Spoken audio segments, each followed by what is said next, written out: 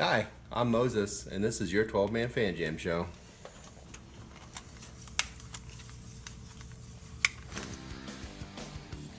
And now, it's time for another episode of the 12-Man Fan Jam Show. A show made by 12s from around the world, for 12s around the world.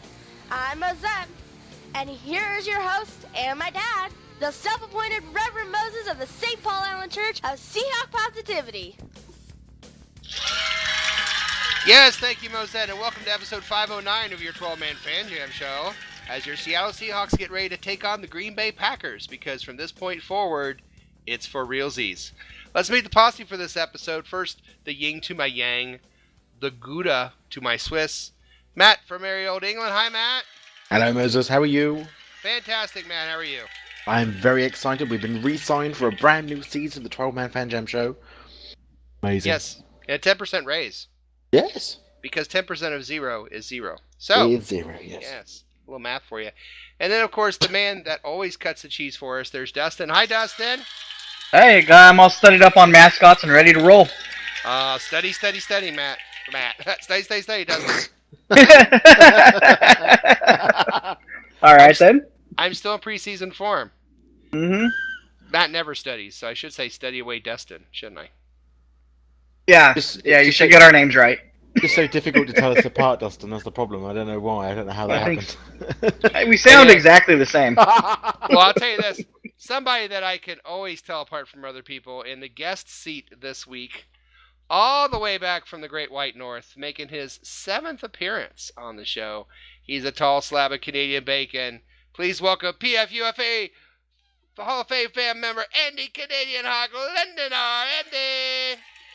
Oh, that's a whole bunch of different names all rolled into one. How you doing, Moses? Oh, it was, wasn't it? I'm doing wonderful, sir. How are you? Fantastic. Andy, of course, known for sleeping in my daughter's bed when she was, I think, 8 years old, 9 years old, something like that.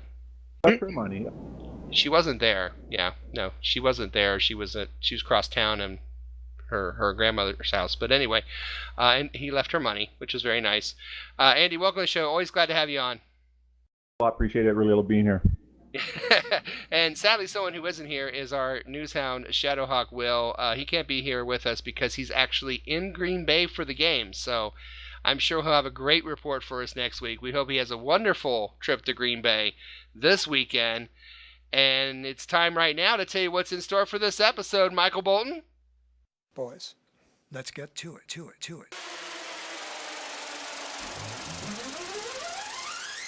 Yes, let's get to it. Show's broken into 4 quarters and a halftime. Quarter 1, we're going to talk about 2017 preseason recap and the Seattle Seahawk roster. Cuts, trades, craziness going on at the VMAC to get this roster the way it is for this week 1 matchup against the Packers. In quarter 2, it's going to be our mind-blowing predictions of the 2017 Seattle Seahawks season. We're all going to have absolutely mind-blowing predictions of how well the season's going to go for the Seattle Seahawks this year. And of course, at halftime, it's the best Seahawk-themed play-along game on the internet, 12-Man Fan Jam Show halftime trivia. The world. Oh, yeah. Line! Line! Of the world. Thank you, of the world. You can't wait, and neither can Dustin. Quarter 3 is going to be our weather. It's going to be our injuries. We're going to tell you about all the things you need to know about Green Bay and the Packers as we go into this Sunday's matchup. And, of course, we put all that together in quarter 4. We have our predictions, our game balls, and our prognostications. Before we start, please like, share, subscribe to the Seahawk Positivity YouTube channel. Join our Facebook group, 12-Man Fan Jam Show. Also on Twitter at Seahawk Positivity. Email, 12manfanjamshow@gmail.com. But before we get to the first quarter, I do have a quick shout-out. Can I do a shout-out? Shout-out.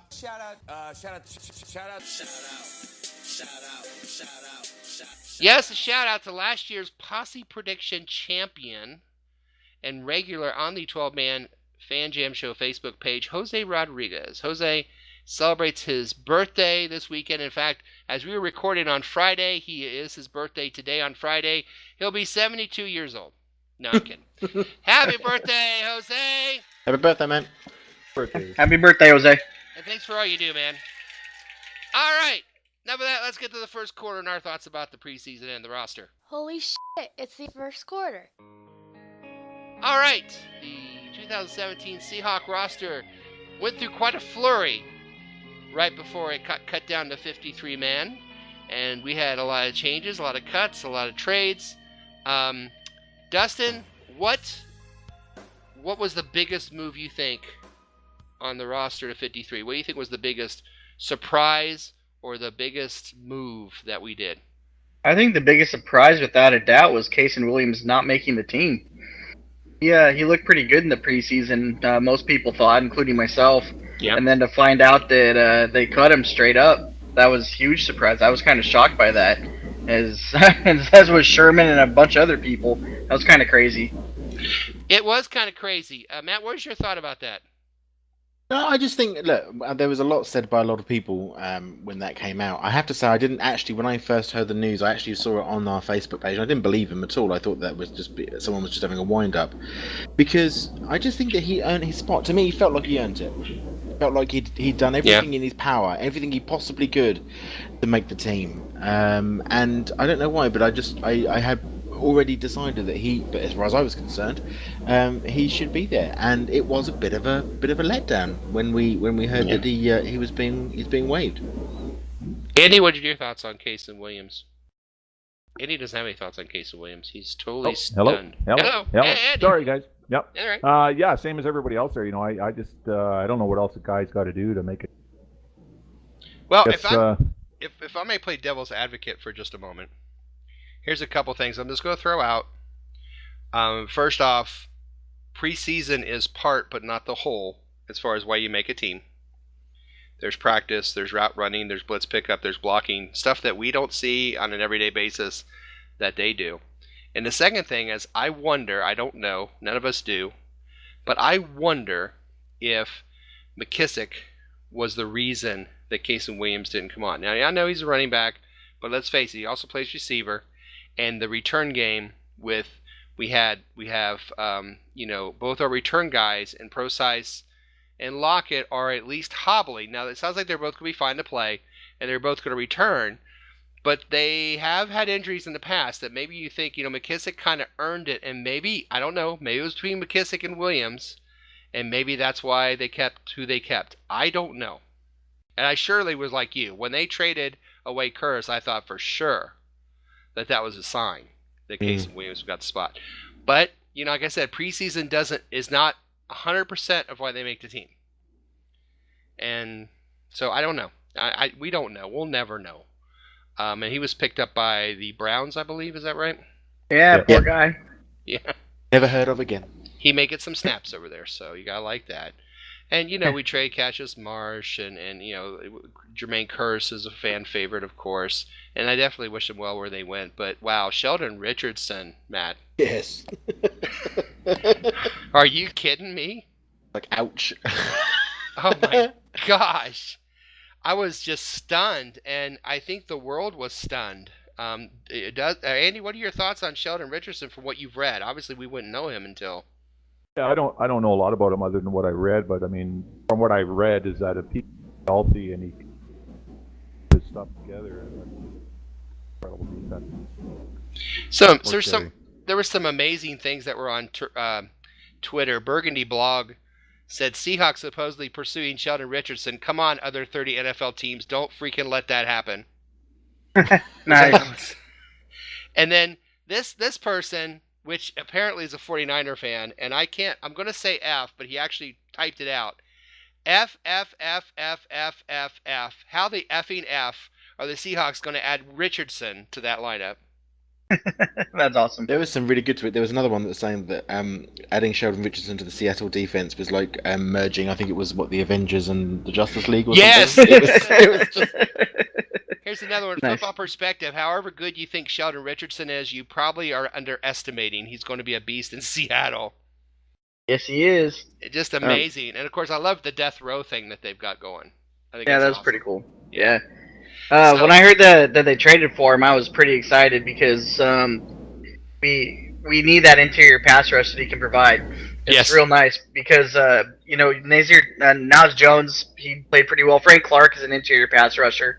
did pretty well. But having a guy like Sheldon Richardson there, who's already a Pro Bowl kind of guy, blowing up the middle, there's just who are you going to double team? Mm-hmm. Bennett and Averill still coming at you. Bobby Wagner when they blitz. I mean, there's nothing really you can do about that consistently. No. You're gonna get those guys here and there. Obviously, you're gonna win some battles, but they're gonna win more than their fair share with that much Oh my goodness. talent and star power. It's gonna be fun to watch. It's going to be fun to watch, except if you're a quarterback on 3rd and 9. and the thing also that I think is underestimated about this move is he's played inside and outside, and we know already that we have, Averill's mostly an outside pass rusher, but Bennett can go inside outside. Frank can go inside outside. So you've got 4 of these guys that your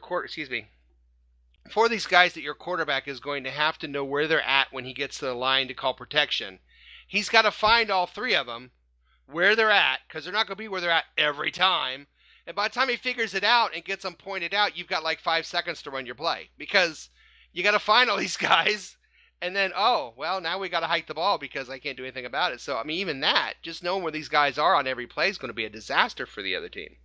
Yeah, and what's great is that he's not just a pass rusher too, but he can play the run really well. Oh, yes. So, I mean, he's not a specialist that has to come in there on the 3rd down and that's it. So, he's out there most downs with Bennett and Averill and Frank Clark, and he's more of a specialist kind of guy. But Clark and Naz Jones, we'll see what they do with those guys. But yeah, it's going to be fun.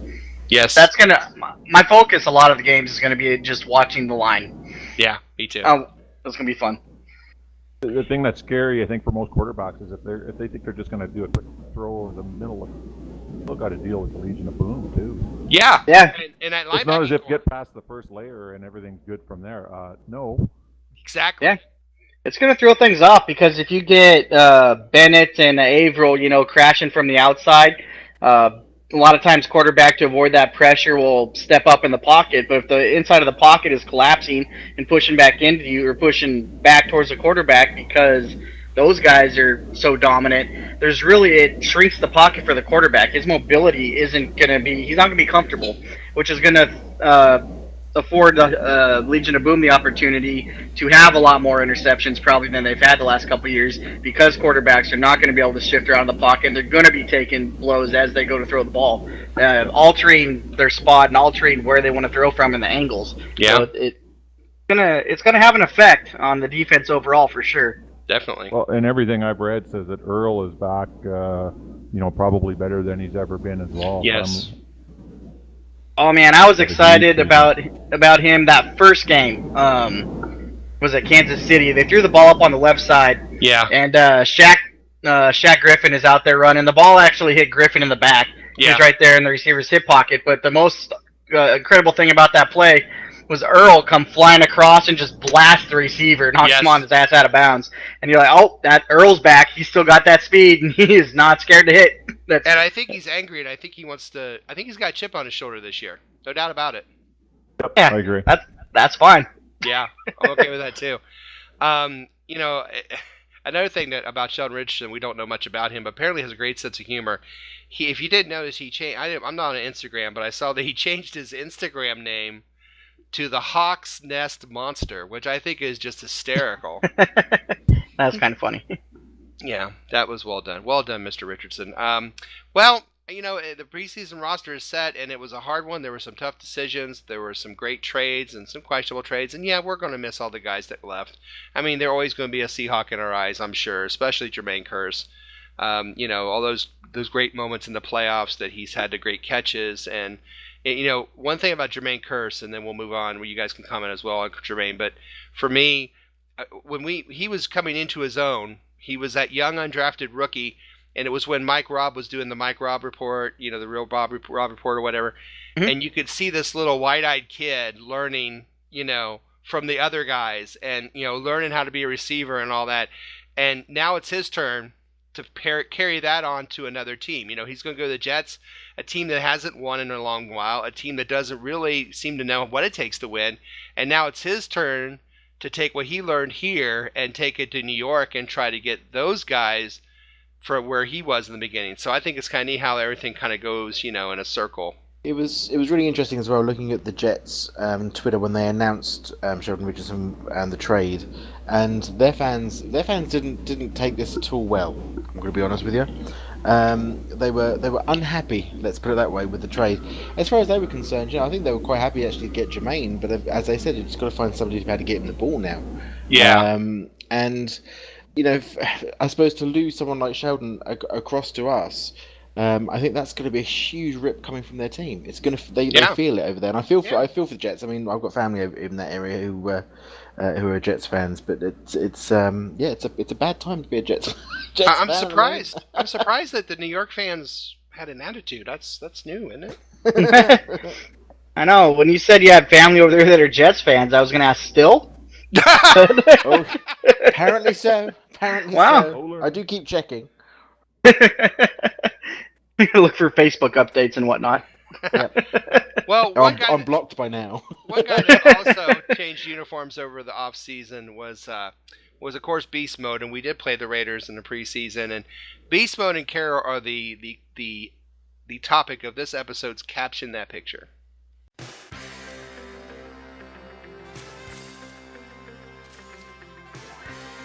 Yes, Caption That Picture. We took a picture from the preseason, and this is the one where Beast Mode went over with Pete Carroll, and there was some fun going on between the two of them. So both of them are kind of look like you're talking. So I thought this would be a good one to work with. I'm going to go ahead and do Will's first. Will sent me a caption for this picture. And what Will said was, "I'm just talking to you guys so I don't get fined." Nice. Dustin, do you have one? No, I do not. I just saw it a few minutes ago, unfortunately. But that's okay. I tell you what, something that did catch my eye. I don't know if you guys saw it.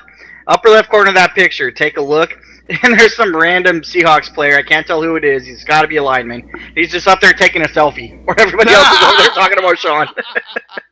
That's pretty funny. It is funny. That's something good to point out. Matt, picture. I have to say I haven't really got a great caption for it. All I could say really was that it was the beast and his master, because right there is the beast, and there is Pete, who's entirely responsible really for the generation of the beast mode that we saw. So yep, it's the beast and his master. Very nice. Andy, what do you got? Caption that picture. All right, man. I'm going to go after Oakland here on this. A lot of times I look at these things and they struggle a bit to get to. I got Pete coming up to Marshawn saying, "Okay, boys, what's the count? 2-2. One more out, we're going to win the pennant." Nice. Very nice. Very nice. I have a couple. One is Marshawn Lynch sees his chance and runs over the Seahawks sidelines to try to recruit more players for the Raiders because he saw his chance. Mm-hmm. And the final one, I'm just about the distraction, boss. So that will end the first quarter. It's the end of the first quarter, bitches. All right, coming up on this episode of 12-Man Fan Jam Show, lots of show left. We grill some cheese. We share travel tips if you're visiting Green Bay. But coming up next, it's time for our 2017 mind-blowing season predictions. We'll be right back after this.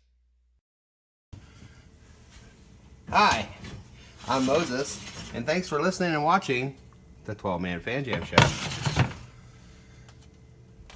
Holy shit, it's the second quarter. Welcome to the second quarter of episode 509 of the 12-Man Fan Jam Show. It's time for our 2017 mind-blowing season predictions. Predictions that will excite you, frighten you, and just might make your mind explode. So please, enter this quarter carefully. All right, before we do our predictions for this season, let's talk about the predictions from last season. Matt said the Seahawks would get half the penalties that they got before. And they went from 126 to 130. So it didn't quite happen. That's why it was mind-blowing. It's so not going to happen. Will and I were both rather enamored with Michael Bennett in the preseason. I can remember thinking Michael Bennett had a great preseason. And Will decided that what he saw, based on what he saw, that Michael Bennett would have a new sack record, which would be 23 or more sacks, and he wound up with 5. So just a hair short. Okay. Dustin said 18 touchdowns for Baldwin, and he had 7, so we're close. But Yeah, round up. I said that statistically, not necessarily you got none of that tiebreaker garbage, but just strictly by record, that the NFC West leaders would be the Seahawks from start to finish. And if I'm not mistaken, they did accomplish that, did they not? Yeah. Yeah. So there you Totally. go. Yeah. So thank you. Dustin has Thank you no for- idea whether that's right or wrong, everyone. I just want to be very clear. He's such He just No. He just wants to try and win brown trivia with a little easier question. That's Yay all me! he's doing this for. Yep. Honest to goodness. Well, I mean, I can't disprove what he said, so I'll just run with it. Oh, come on. All right, so now we're going to this year. And this year, Will sent me his mind-blowing prediction for 2017, and he said that the Seahawks will finish in the top 5 in offense and defense. Look out! Wow. Top 5, both. Mind-blowing. I should have an explosion sound. There you go. That's your sound effect. Okay, Andy. Yo! What is your mind-blowing season prediction for this year? Oh, brother. And don't Mind say blowing. that the Patriots will lose, because that's already happened. Oh, that's the one I was going to use again. They're going to lose their home opener at home, and Brady would cry. Brady would cry. Oh. Thank you, Captain Obvious. My mind-blowing prediction for this season is, and I don't want to jinx nothing or whatever, but when they're handing out the hardware next year, Russell Wilson will be the NFL MVP for 2017. Say what? Say what? Russell Wilson! MVP! A lot of people are kind of saying that. I've seen that in a couple articles, that he's getting some... And that's a great pick, because that guy has been throwing the ball absolutely amazing. It's funny, every time you think he's gone as well as he can go, he just takes up another notch, and you go, oh my God, when's it going to stop? Hopefully never. But Russell Wilson MVP, great pick, Andy. Matt! Mind-blowing Yes. prediction. Well, see, I am tempted to say that we're going to get half the number of penalties that we got. I'm tempted because it's such a mind-blowing. It is. That is mind-blowing. But I'm going to do something different because, as you know, I'm somewhat not entirely on the whole get rid of Hauschka, bring in Blair Walsh type of Sure. situation. Not Sure. entirely on that boat yet. I look forward to being proven wrong, but still, I'm going to say Blair Walsh is going to kick no fewer than 3 game-winning field goals, and this is important. These are, for no other reason, last-minute type of game-winning field goals for us this season. 3 of them, count them, 1, 2, 3. He's going to win us 3? games. 3. 1, 2, 3. 3 game-winning field goals from the Blair Walsh Project. I tell you, because I think the poor little bugger is going to, be under more pressure than an LVPD chokehold this year. I really do. But I still think, 3 game-winning field goals. 3 game. He's a little firecracker, isn't he? Yeah, I love the fact that when he Isn't goes he? over and taunts the Minnesota. I know. It's like first off, he's like 3'2", and then second off, man, he's like a little angry guy. Like he puts that helmet on, man, and he's got like Napoleon syndrome. I like it. That's I pretty like funny. like a little bite in my kicker. All right, Dustin, what is your 2017 mind-blowing prediction? Oh, mine's also about Russell Wilson. It's a little different than the MVP thing, though, which would be awesome if that happened. This might contribute to it. I think that last season, Russell threw for the most passes he's ever thrown for and had the most yards he's ever thrown for. I think he's going to throw less passes but have more yardage because he's going to up his completion percentage to 70%, and he's going to go for over 4,500 yards. Whoa! Say what? How many yards? Oh, 4,500 or more. Woo! With less throws because he's going to complete more passes to these guys. Wow, and 70% completion percentage, Yep. which is what Carroll said. Someday he's going to do that. That's So the goal. apparently that someday is now, and that comes down to me now for our mind-blowing prediction for this episode and this season. And I have a good feeling about this year. I haven't felt this good in 5 years, and we all know what happened 5 years ago. I know one thing. I said at the beginning of the 2013 season, my mind-blowing prediction that year was the same that I'm doing right now, and it's this. And something that's been missing from this team for 5 years, and this is going to get it back this year, and that is the Seattle Seahawks will lead the NFL in takeaways. Say what? The turnovers are what's missing from this team. They are back, and I think in a couple reasons. Obviously, the death row we now have is going to make that better. The quarterbacks are going to throw quicker. They're going to have to make quicker decisions. Averill is a specialist at bringing that hand in there and swiping that ball away. And I think with all the additions of what we have on defense, I think he's got a chance to do that. I just think that there are going to be more mistakes in our favor this year, and I think we're going to lead the NFL in takeaways. And we've missed that the last few seasons, but they are definitely back for this season. So, wow, those are mind-blowing predictions. And now it's time for the 2-minute warning. Holy shit, it's a 2-minute warning. All right, this is 2-minute warning, and during the season, during this time, we will compare our predictions, prognostication, and game balls to the week before. But since there is no previous week, I thought I would take time to explain the Posse Prediction Challenge, the second annual Posse Prediction Challenge. Last season, the Posse, myself, and Statsman Mark challenged 5 other people, mostly listeners. Why are we doing this again? Just tell me why this is happening again. Was there not a team meeting where we had to sit down and... to see whose side could have the most points, and the results, well, in a word, were devastating. Well, they were devastating to us anyway. We were absolutely destroyed by well over 100 points. I mean, it wasn't even close. In fact, the top 10, we had 10 people. The top 5 was everybody on the other side. So, I asked them for a rematch, and guess what? What? They said, sure! So, this year is going to be a rematch of Team 12 against Team Posse. So, if you were not a listener last year, Team 12 is the same team from last year. It's Jose Rodriguez, the birthday boy. Last year's overall champion. Tom Lucas, regular on 12 Man Fan Jam Show Facebook page. My son, Little Mo. Author of 2 great books. 12 Man, A Truly Biased History of Seattle Seahawks, and his follow-up in 2014, The Seahawks Super Season, Notes from a 12 on the Best Season in Seahawks History, or must-reads. Emmy Award winner, and he's never naked and afraid. Mark Ty Turner. I say that because he actually works on the show Naked and Afraid. Mark Ty Turner, and the artist best known by Seahawk fans as the writer of the wonderful, fantastic, amazing Game Buzz comic strips every week, Mike Pascal. That's the 5 that we will face. And of course, the posse is me, Matt, Mark, Dustin, and Will. Okay, so each week we will add up not only our individual scores, but our total team scores. The scoring this year is going to change a little bit. Prognostications, if you're on the button, 3 points, that's it. Game balls, and there may be more than one. If you get a game ball, you get a point. Predictions. If you get both teams score, it's 5 points. If you get one team score exactly, it's 3 points. Overall closest will be a point. But here's the difference. Point spread exact. Here's what this is. Let's say I pick the Seahawks to win 7-0. So I say the Seahawks are going to win by 7 points in my score. The Seahawks win 50-43. They won by 7 points. I get 2 points for that. You see how that works? Of course. Yeah, if you get the right thing, you get a point. Yeah, you get 2 points if you get the point spread right. You know, if your score says the Seahawks win by 3 and the Seahawks win by 3, no matter what the score is, you're going to get 2 points. All right.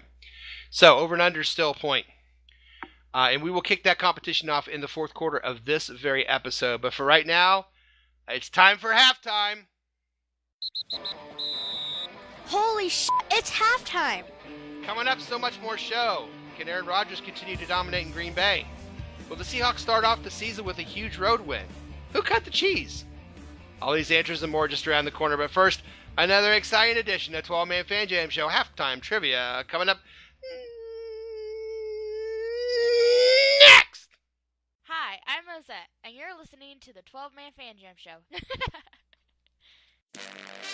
Yes, it's halftime, and welcome to another fun-filled edition of the best play-along Seahawk-themed trivia game show on the internet. It's time for 12-Man Fan Jam Show Halftime Trivia. And here's your host, the self-appointed Reverend Moses of the St. Paul Island Church of Seahawk Positivity.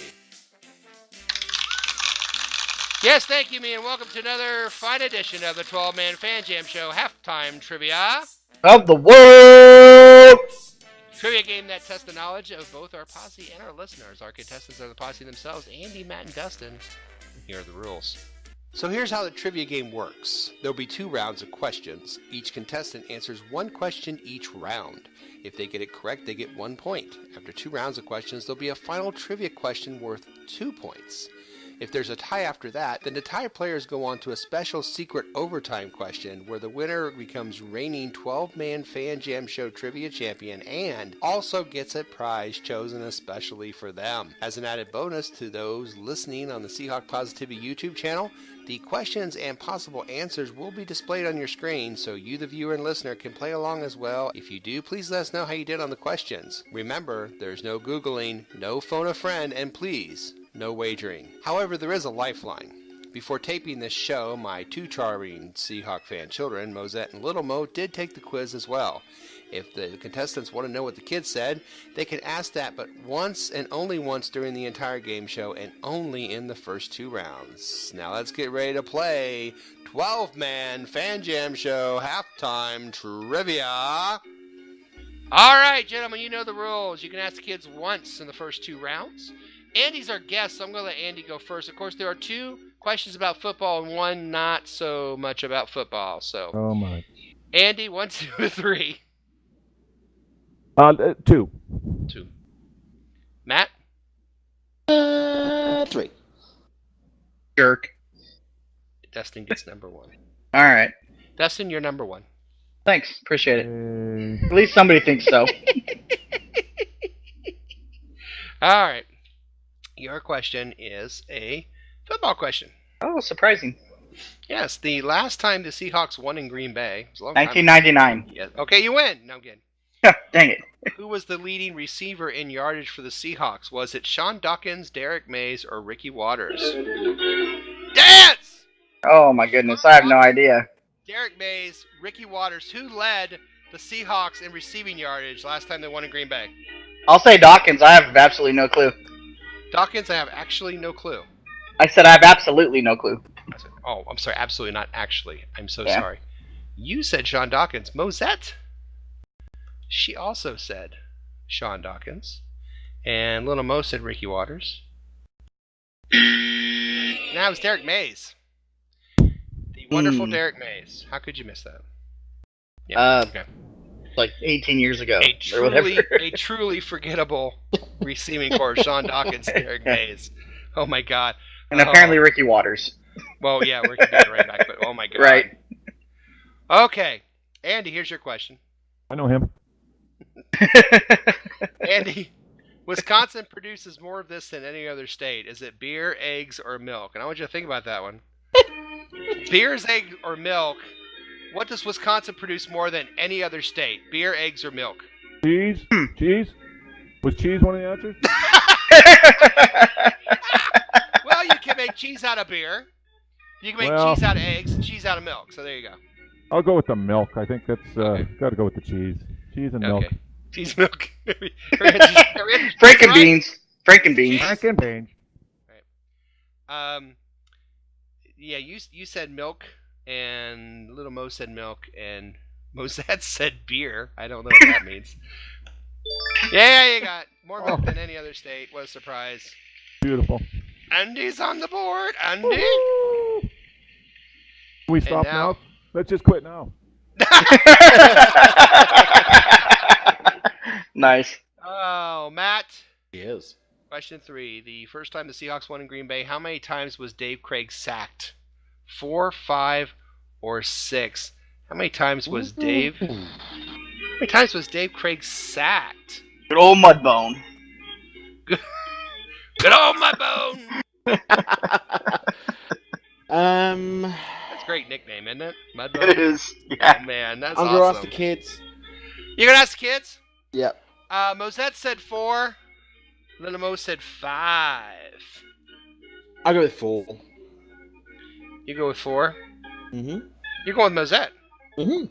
Usually you listen to the kids and you don't do one. I'm going to tell you now that I'm going to change the way I approach this. When I'm going to go with Mosette, I think she's getting there now. She's built a trust with me. Yeah, and she said beer on number 2. Yeah. You're going. I like where her head's at. Yeah.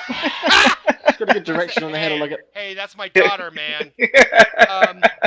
Mosette's said. I wasn't the one sleeping in her bed, dude.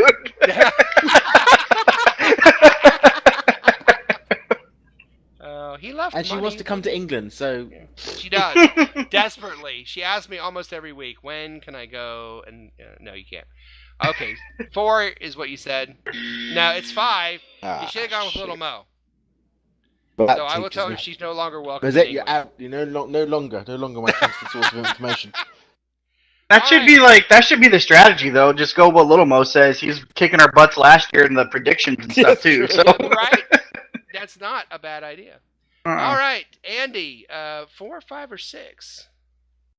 4. Lucky 4. Lucky 4. Matt, 5 or 6? 5. 5. And that leaves Dustin at 6. All right. Andy, your question is a football question. Woo! First time the Seahawks played in Green Bay, who was the leading receiver for the Seahawks in yardage? Was it Steve Largent, Sam McCullum, or Don Testerman? pretty sure it's the dude I picked in my last question. That would have been really awkward. Dawkins. Oh boy. Somehow you always come up with the tricky ones, so I'm going to go with Steve Sam. Largent, Sam McCullum, or Don Testerman. I'm going to go with Sam. Go with Sam. Sam McCullum. Sam the Ma'am. Well, both kids said Don Testerman. I think they just like the name. Little Mo giggled a lot. Yeah, it was Don Testerman. Bastard. 50. 54 for him, 39 for Largent, 29 for McCullum that day. All right. Matt. Football question. Oh, man. This one is this was painful to write out. Okay. Oh, crap. Well, okay. If we want the ball, we're going to score. The last time the Seahawks lost at home to the Packers was, a great season. Who was who was the starting quarterback? Listen to this list. Are you ready? Who is the starting quarterback? Charlie Fry, Matt Hasselbeck, or Seneca Wallace? Wow! Ooh. Run out of bounds. One of those things is not like the other, right?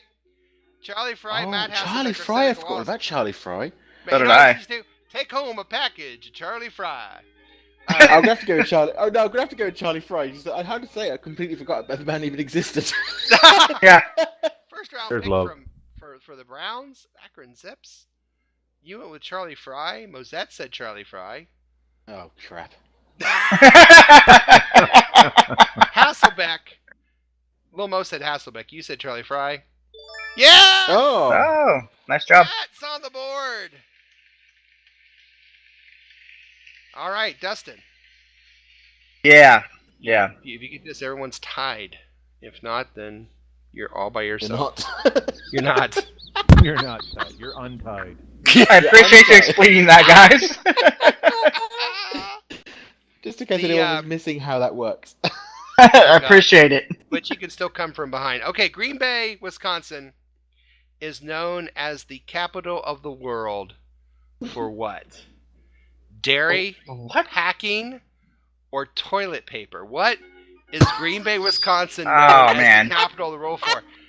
Dairy, I really want to say toilet paper because I hope that's true. Go on.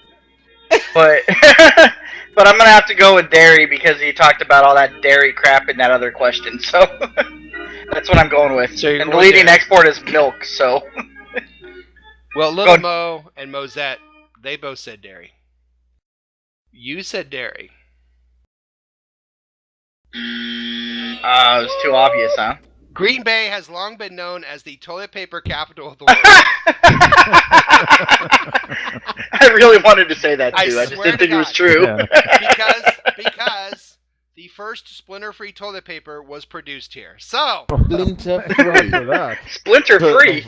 Splinter have free. learned Now something we're tonight. spoiled. go to Wisconsin for splinter-free toilet paper. All right. It's now time for the final question. All right. Final questions were 2 points.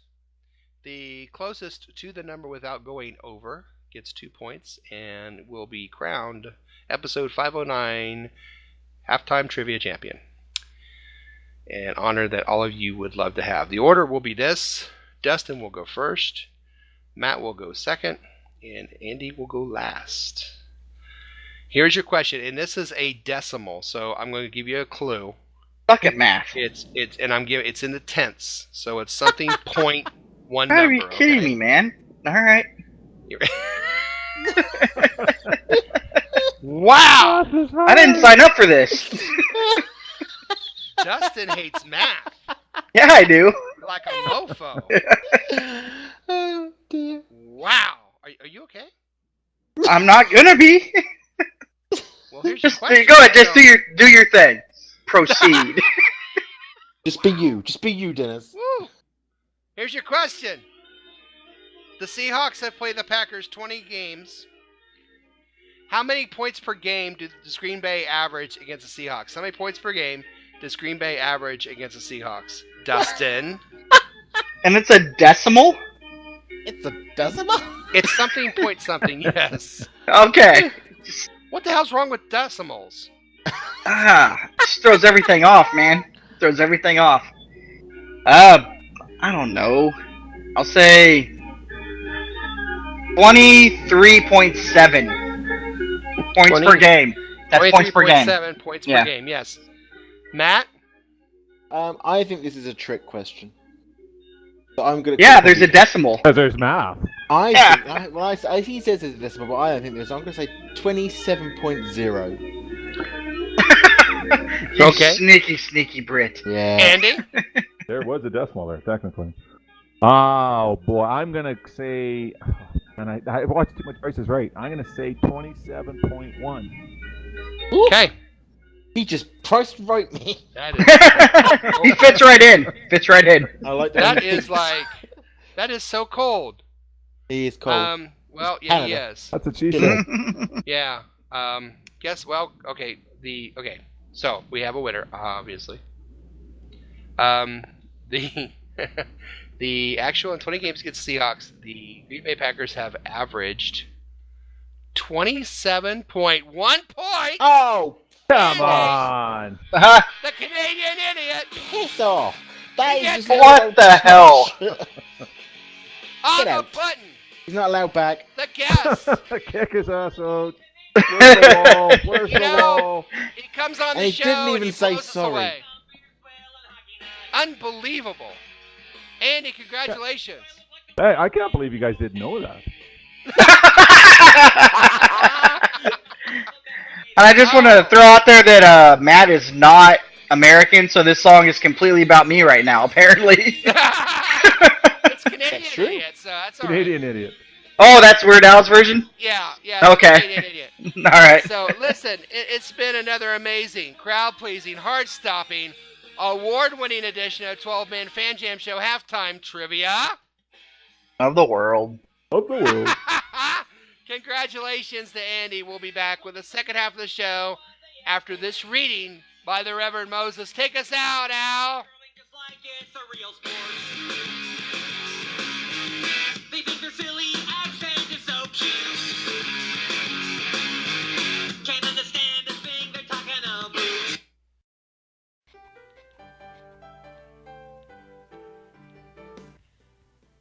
And now it's time for a reading of Seahawk Positivity with the Reverend Moses.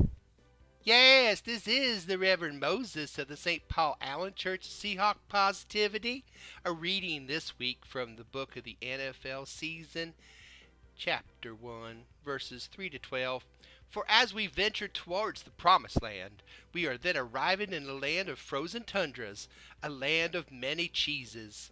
There will be those who wish to pack found there, but they shall not pack us away, for lo is those who defy the true power of Seahawk positivity. For those in the land of cheeses shall be grated and shredded like mozzarella on a victory pizza. This is the word of Seahawk positivity. So go forth, my brethren. Go forth and spread the good word of Seahawk positivity. Praise Largent. Praise Cortez. Praise Walter Jones. Go Hawks! And give Pete a chance.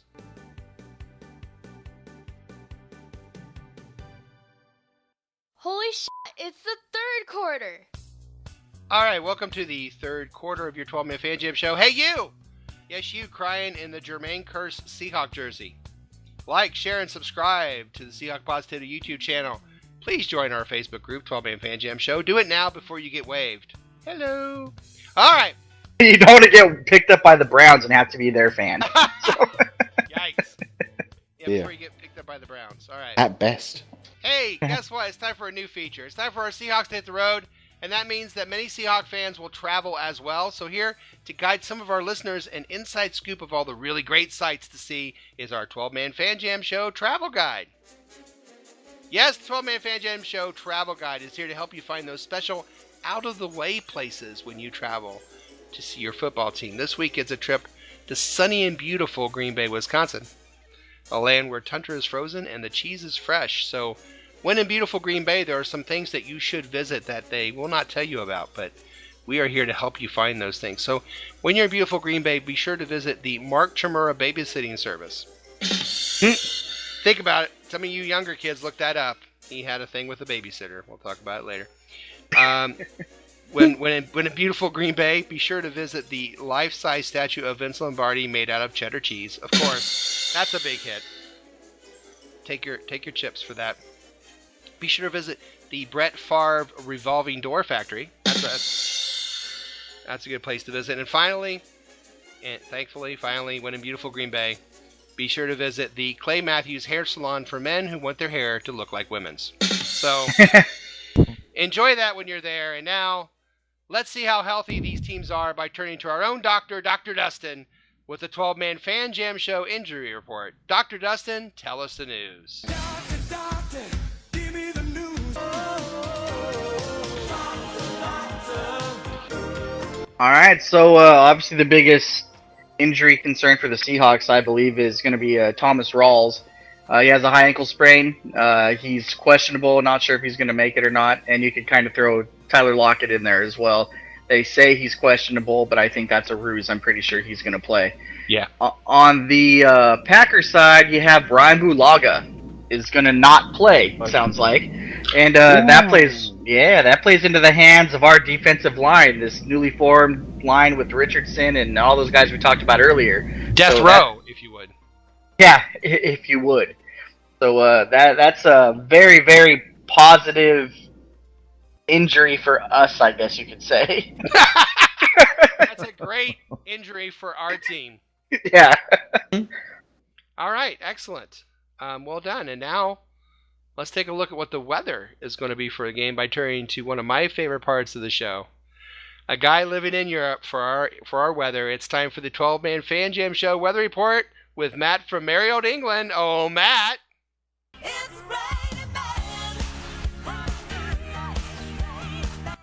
Yes, thanks, Moses. So, now this is Lambeau Field, which normally means a field only a penguin's backside is going to feel at home on.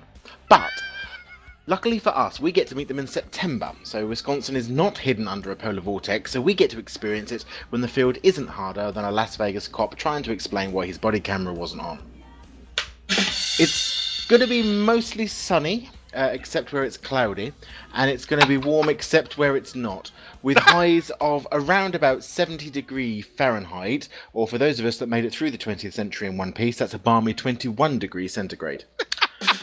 Now, the winds will be about 7 miles an hour from the south-southeast, which basically means that poor old Blair is going to have to stand about 20 yards off either side to make any field goal longer than 5 yards. But, as always with the weather report, I do like to give you some idea of what you should and shouldn't be wearing at the game. Now, obviously, I suppose lots of you are all going to be turning up with your jerseys on. That's, of course, as to be given. But those of you that are not quite so sure what to wear, with such warm weather, there really is only one item of clothing to be seen wearing at this game, and that's anything without the new alternative Seahawks logo on it. Because let's face it, nobody needs to wear anything with a logo on it that looks like a constipated ostrich. That being said, it looks like it's going to be perfect Seahawks weather. Moses, back over to you. Oh, beautiful. Beautiful. Oh, my gosh. That was fantastic. Everyone loves the weather report. Kids, you love the weather report and the injury report. Yeah. What'd you think about the travelogue? That's what I thought. All right. So, hey, Andy. Yo. Do you do Fahrenheit or Celsius up there in Canada? We too are beyond the 20th century, so we do Celsius. Yeah. Thanks for keeping up. Yeah, I wanted to make sure.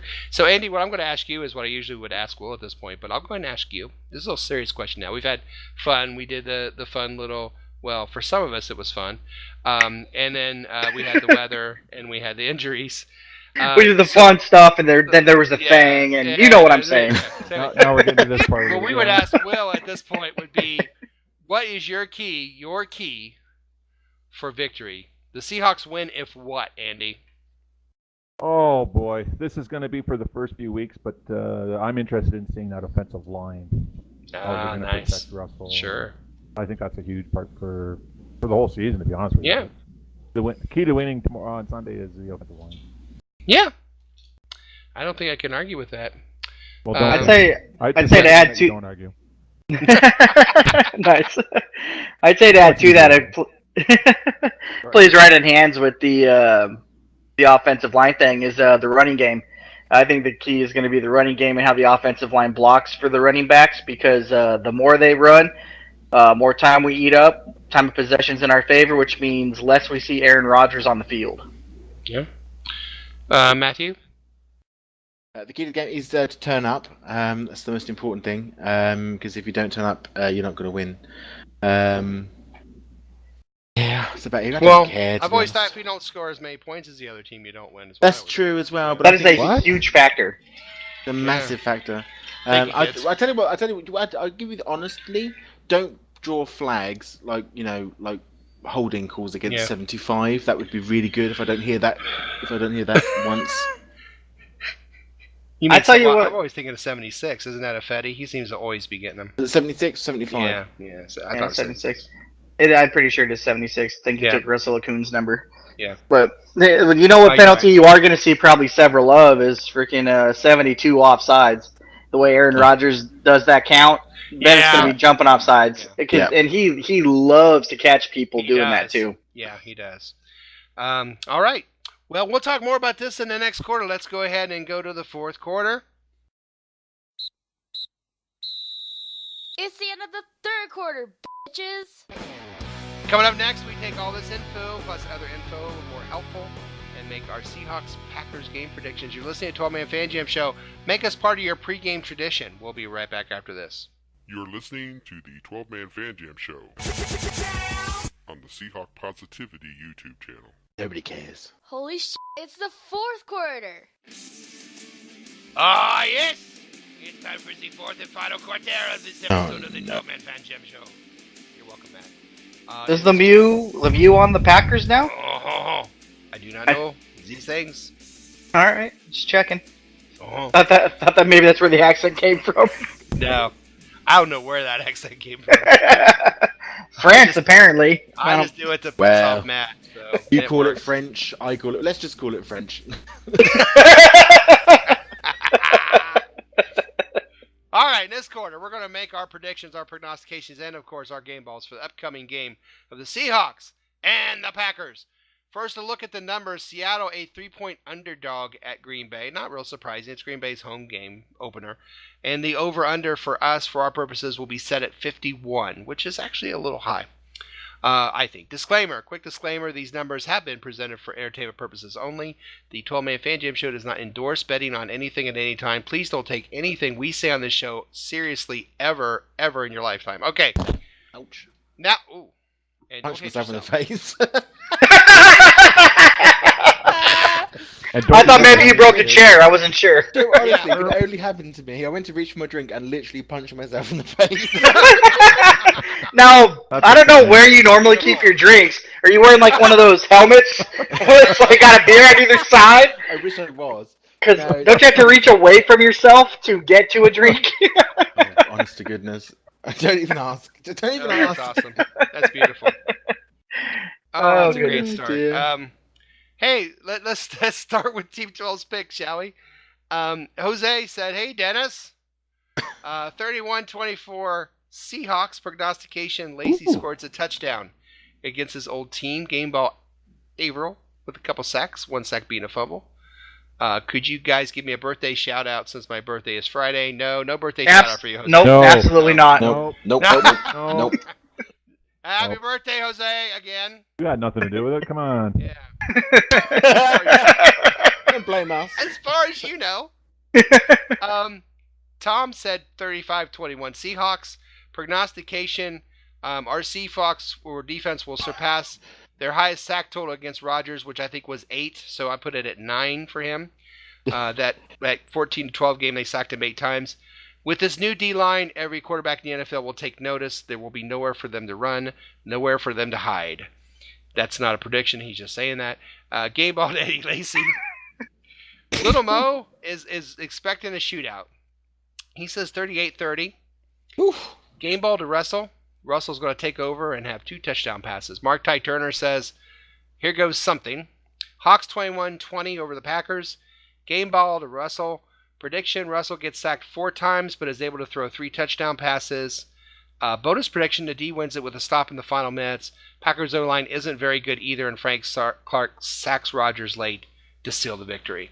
Mike Pascal, 23-20 Seattle. Prognostication, Wilson sacked 3 times. Game ball to Earl Thomas. Now for the posse. 2 of us who are not here. Mark, 24-21, his score. Rawls with the rushing TD and Wilson with the game ball. Will, 24-20 Seattle. Baldwin catches the game-winning touchdown pass in the end zone. I am setting in. And the game ball will go to Wilson. Andy, it's so great having you on your show, Andy. I miss talking to you, my brother. Man, it's good to be here. I miss you too. Yeah. I miss you too. Yeah. Aww. Hey. I promised. I told myself I wasn't going to cry. I always knew you would. I know. Do you have a prediction in the game ball and prognostication? So many things to remember. Okay. I think this new revamped defense is going to come out swinging first game. So I am going to predict 24-13 Seahawks. Nice. And I know a couple other people did it already, but I'm giving the game ball to Russell Wilson. I think he throws for 2 touchdowns. Eddie Lacy gets 1 as well. It is the 2 touchdown passes your prognostication. Oh, I forgot there's 3 parts, isn't it? Yeah. I'm going to say Mr. Richardson starts his career in Seattle with 2 sacks. That's my other word, the big word that you talked about. The 2 prognostication. The big word. The big word with T. Andy doesn't like big words. They're hard. No, like big words. All right. Yeah, Sean Richardson, what we say was the Hawk's Nest monster. Yeah. Nice. Yeah. Yeah, very nice. Dustin. Yeah. Dustin. Yeah. What you got for us? Well, I'm going to say the Seahawks are going to win 35-31. All right. Prognostication, Packers, I believe, have more interceptions against Russell Wilson than any other team. He's played him 5 times, and he's thrown 10 interceptions against that team, if I'm not mistaken. So that's an average of 2 interceptions a game. I'm going to say Russell Wilson has a clean sheet this time. No interceptions. That's my prognostication. Okay. Against his nemesis there. And game ball is going to go to, I'm going to say Chris Carson. I'm going to say he's probably going to be the best I'm going to say he's going to be the best running back of the day. And he's the dude that's going to keep Aaron Rodgers off the field. Chris Carson, really? Woo. Reaching deep. Matt. Trying to. Yeah. Hello. Hi, Matt. Always great hearing from you, sir. Always great to be on the show. Always. Yes, always. Primarily because I pay for the servers. But what I would say... About time I get my money out of here. I'm going to say, look, let's face it, Aaron Rodgers, right, is one of the greats, right? But and obviously full respect to him, but I think this is the one and only time I'm going to get to say these words about Aaron Rodgers. I think the D is just going to be too much for him to take. I can't take that much D. I think, and I honestly, I think the score in this one is going to be Seahawks 27, Green Bay 24. What was that again? Seahawks 27.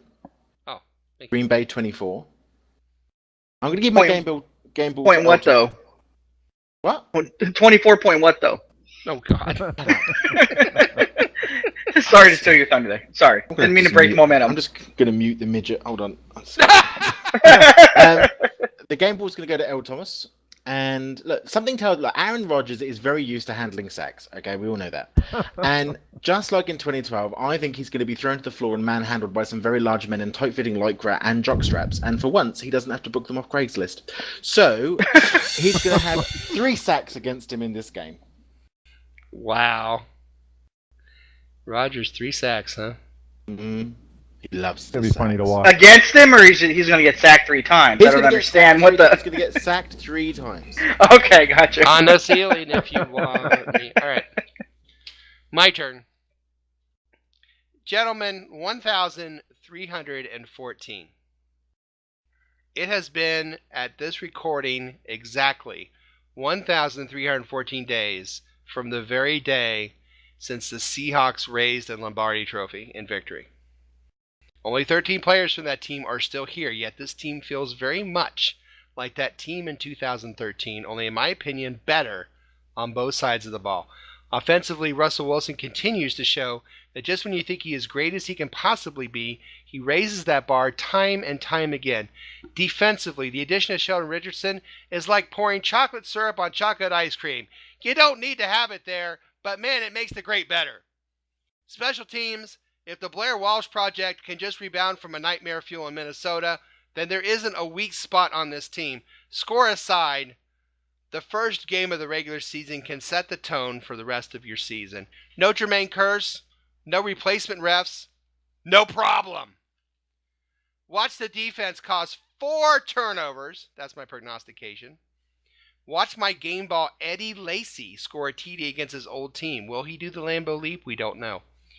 And watch the Packer fans have a lot of wine with their cheese as the Seahawks go to Green Bay and spoil an opening day in historic Lambeau Field by beating Green Bay by a score of Seattle Seahawks 27, Green Bay Packers 20. Oh, wow. Somehow I think you wrote that out already. What? No, he freestyles all his picks. No script. No script. Script? What the hell is a script? Uh-huh. Can I just ask, if anyone's listening, do go back and listen when Tom Lucas's predictions were being said and find out whether or not Dennis really did or didn't say Seafucks. Because I think he said Seafucks rather than Seahawks. But just go back and listen to that. Yeah, me too, yeah. It sounds, I bet it said Fox, like F-A-U-X. That's what I thought he said. Okay. Here we go again. We'll get the minute and time for that so you don't have to find it. Well, Matt will do that. We'll make Matt do that. Hey, it's time to bring another wonderful and amazing 12-man Fan Jam show to a sad close. We're so glad you decided to waste some of your time with us. We certainly hope you laughed a little. Maybe you learned a little something along the way. What did we learn? Well, we learned Dustin hates math like a mofo. Oh, yeah, you have no idea. Yeah, we learned don't argue with Andy. Matt lives past the 20th century. And Matt also self-abuses himself for drinks. Andy no like big Not words. just for drinks. And finally, we learned that Rodgers can't take this D. So, on behalf of my partner in crime, Matt, our Newsound Shadowhawk Will, who's not here, but in Green Bay, Statsman Mark, who also is not here, Mark, Ty Turner, who's never here, Tom, Jose, Little Mo, they're all not here. Andy, Canadianhawk, he's here. I'm here. Dustin has the fever. Present. Roger Goodell, Mosat, Little Mo, Bart Starr, Vince Lombardi, Buddy Hackett, Sheila McRae, Art Carney. Good night, everybody, and go Hawks. Go Hawks. Go Hawks. What the Thanks hell for the was toilet that? paper.